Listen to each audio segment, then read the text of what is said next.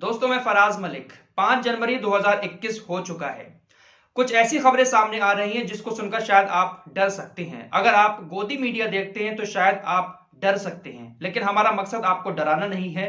हमारा मकसद सही वक्त पर आप लोगों को सही जानकारी देना है, ताकि आप लोग किसी गलत फहमी का शिकार होकर घबराना शुरू ना कर दें। वैसे बहुत सारे लोग यहाँ पर कमेंट करेंगे कि हमें बीमारी से डर नहीं लगता है, लेकिन भाई बहुत सारे लोग ऐसे हैं, उनके सामने अगर कोई खबर रखी जाती है जिस स्टाइल में गोदी मीडिया रखता है, डराने के स्टाइल में, तो शायद अच्छा इंसान भी इसको देखकर घबरा सकता है। तो हमारी यही कोशिश रहती है कि सही वक्त पर आप लोगों को हर चीज की जानकारी सही तरीके से आपके सामने रख सकें। तो आइए सबसे पहले शुरुआत करते हैं कोरोना से। आप सभी को पता है कोरोना का क्या हाल है। वैक्सीन भी आ चुकी है, लेकिन वैक्सीन आने के बाद एक और नया कोरोना भी जन्म ले चुका है ब्रिटेन के अंदर। और इस नए कोरोना के आने के बाद पूरी दुनिया के अंदर एक बार फिर से हड़कंप मच गया है। गोदी मीडिया के मुताबिक गोदी मीडिया ये तो कहता है कि नए कोरोना ने फिर से हड़कंप मचा दिया है, लेकिन स्वास्थ्य संगठनों का यह कहना है, हमारे देश का जो स्वास्थ्य मंत्रालय उसने भी यही कहा है कि ये कोरोना इतना ज्यादा खतरनाक नहीं है। हाँ, फैलता तेजी से है, लेकिन इतना खतरनाक नहीं है। इस वैक्सीन से ही इस कोरोना को मारा जा सकता है, लेकिन हमारे देश के अंदर भी इस नए कोरोना के मरीज धीरे धीरे बढ़ रहे हैं। और इसी नए कोरोना के चलते हुए ब्रिटेन के अंदर, जहां पर इस कोरोना की पैदाइश हुई है, दूसरे नए कोरोना की, ब्रिटेन के अंदर 1.5 महीने का संपूर्ण लॉकडाउन लगा दिया गया है। जैसा लॉकडाउन अपने यहां लगाता संपूर्ण वाला, वही लॉकडाउन यूके के अंदर, ब्रिटेन के अंदर 1.5 महीने का लगा दिया है। यूके के प्रधानमंत्री जॉनसन ने कल शाम संबोधन किया था। उसके बाद उन्होंने इस बात का ऐलान किया है कि बहुत ज्यादा केसेस बढ़ रहे हैं, अब आपको घर में ही रहना पड़ेगा। संपूर्ण लॉकडाउन 1.5 महीने का यूके में लगा है। अब यहां पर कुछ सवाल उठना शुरू हो गए। 7 जनवरी तक तो हमारे देश के अंदर यूके की फ्लाइटों को बंद कर रखा है, और यूके में अब 1.5 महीने का लॉकडाउन का भी ऐलान हो गया है। अब ऐसे में 26 जनवरी को यूके के प्रधानमंत्री हमारे देश के अंदर आ रहे हैं, तो क्या इस समय में ब्रिटेन के प्रधानमंत्री का हमारे देश के अंदर आना सही होगा?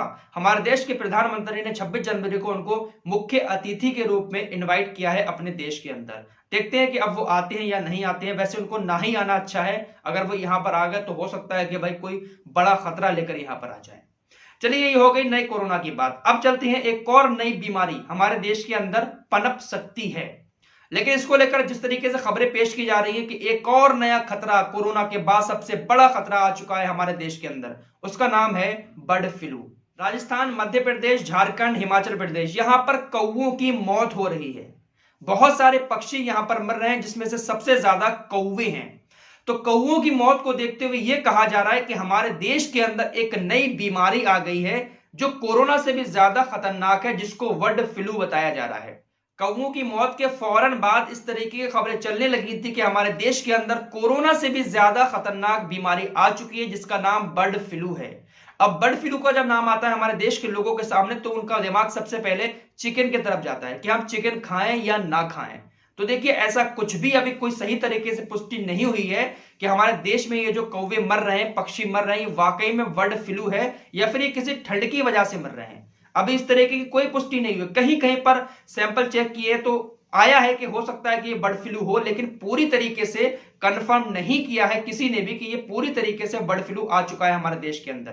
तो आप लोगों को इस बात से बिल्कुल भी घबराने की जरूरत नहीं है कि हम लोग चिकन खाना छोड़ दें या बर्ड फ्लू हमारे देश के अंदर आ गया, ये कोरोना से भी ज्यादा खतरनाक, ऐसा कुछ भी नहीं है। हो सकता है कि ये जो कौवे मरे हैं, हिमाचल प्रदेश इतनी ठंडी जगह है, इतनी ठंड पड़ रही है, तो हो सकता है इसकी वजह से मरे हों। लेकिन कहा यही जा रहा है कि कुछ जगह पर सैंपल चेक किए तो उनमें बर्ड फ्लू के अंश पाए गए हैं। तो ये सारी मुसीबतें दुनिया में आती ही जा रही हैं। एक और नई मुसीबत, जिसको कोरोना से भी ज्यादा खतरनाक वैज्ञानिकों की तरफ से बताया जा रहा है, इसको लेकर भी बहुत चर्चा हो रही है।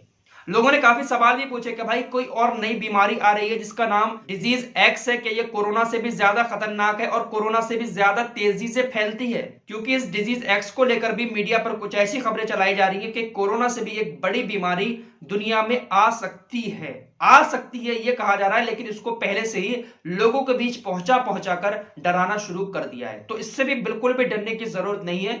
कोई डिजीज एक्ट जैसी बीमारी हमारे दुनिया के अंदर अभी कोई आने वाली नहीं है। सिर्फ वैज्ञानिकों ने यह कहा है कि ये बीमारी आ सकती है। एक वैज्ञानिक है, उन्होंने इस बीमारी को इजाद किया है, उन्होंने खोज की है इस बीमारी की।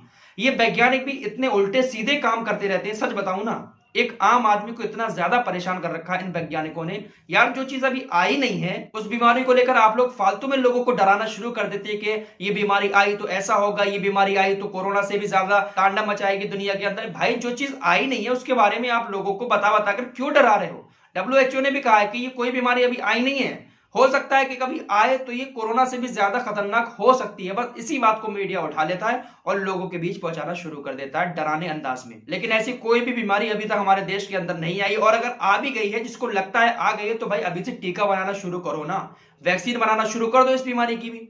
लेकिन बहुत सारी ऐसी खबरें आपके सामने आती हैं जो सिर्फ आपको डराने के लिए होती है। मेरे दोस्तों, डरने की जरूरत नहीं है, बस अपनी सावधानी खुद करें और अल्लाह के ऊपर भरोसा रखें, भगवान के ऊपर भरोसा रखें। जिंदगी और मौत देने वाला सिर्फ वही है, लेकिन आपको हिफाजत अपनी खुद ही करनी होती है। हिफाजत भी अल्लाह ने बताई है। और इन फालतू की खबरों को सुनकर आप लोग बिल्कुल भी घबराया ना करें, मीडिया पर तो ऐसी खबरें चलती ही रहती हैं। तो उम्मीद है मैंने जो आप लोगों को बताया है आप लोगों के अच्छे से समझ में आया होगा, और हम कोशिश करते हैं कि हर वो खबर आप लोगों तक सही तरीके से पेश करें जो मीडिया डरावने अंदाज में दिखाता है। तो मिलते हैं एक और नई वीडियो के साथ, तब तक के लिए जय हिंद, जय भारत।